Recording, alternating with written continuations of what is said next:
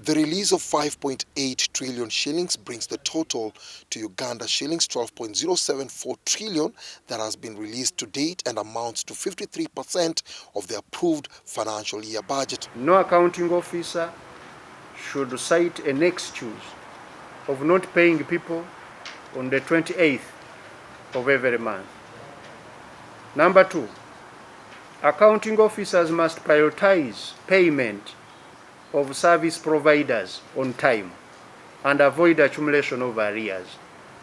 Quarter 2 release has prioritized key areas which include the health sector, which has been allocated 294.6 billion, agriculture and industry 184.5 billion, 437 billion shillings for governance and revenue collection, and 256.8 billion shillings for judiciary, electoral commission, legislature and missions abroad. The key releases have been made to UNRA, Uganda National Roads Authority, 303 billion, Ministry of Energy and Mineral Development, 68.8 billion, Ministry of Works and Transport, 43 billion, and Ministry of Water and Environment, 170 billion, and these are to cater for accumulated certificates in those various infrastructure entities.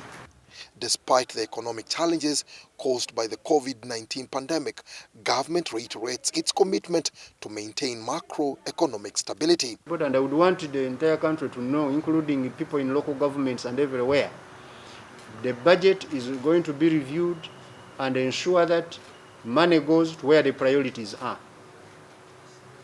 Instead of thinking that that one which is already in the budget will be there as it is, then we borrow to fund the priorities. No.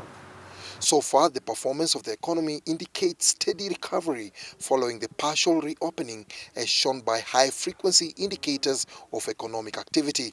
On the downside, a faster resolution of the global supply chain disruption, softer international commodity prices, and another round of good food crop harvests could cause inflation to remain subdued. The MPC assessed that inflation remains benign, but the risk to the economic growth outlook are skewed to the downside, and that there remains considerable excess capacity in the economy. The exchange rate has remained relatively stable, with the shilling appreciating at 3.530/6 in September due to the increased foreign exchange inflows. Dennis Igoa for UBC News.